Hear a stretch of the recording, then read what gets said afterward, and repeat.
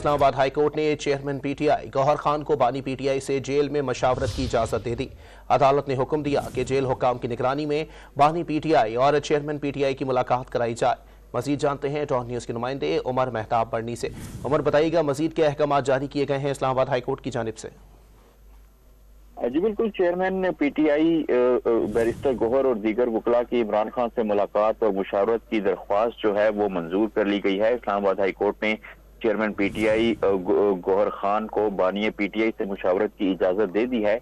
अदालत ने करार दिया है कि सुपरिटेंडेंट अडयाला जेल की निगरानी में बानी पीटीआई और चेयरमैन पीटीआई की मुलाकात कराई जाए। इंतखाबात के लिए मुशावरत की इजाजत बुनियादी हक है। इंतखाबात में निगरान हुकूमत को गैर जानिबदार होना चाहिए। अदालत ने करार दिया है कि साबिक और मौजूदा चेयरमैन पीटीआई की मुशावरत में मुखालिफत से निगरान हुकूमत की गैर जानिबदारी पर सवाल उठता है।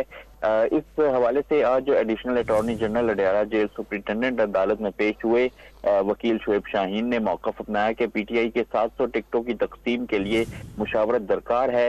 जस्टिस मियां गुल हसन औरंगजेब ने रिमार्क्स दिए कि नए और पुराने चेयरमैन पीटीआई हैं दरमियान टिकटों के मामले पर मुशावरत बुनियादी हक है। एडिशनल अटॉर्नी जनरल और एडवोकेट जनरल ने दरख्वास्त के काबिल समाअत होने पर मुखालिफत की, जिस पर जो अदालत है उसकी जानिब से इजहार बरहमी भी किया गया। जस्टिस मियां गुल हसन औरंगजेब ने रिमार्क्स दिए कि क्या सुप्रीम कोर्ट से आने वाला इजाफी नोट आपके लिए काफी नहीं था? सुप्रीम कोर्ट के बाद क्या मुझसे भी आप अपने खिलाफ नोट लिखवाना चाहते हैं? अदालत ने कहा कि एडवोकेट जनरल और एडिशनल अटॉर्नी जनरल ऑफिस निगरान हुकूमत की नुमाइंदगी कर रहे हैं और उनको गैर जानिबदार होना चाहिए।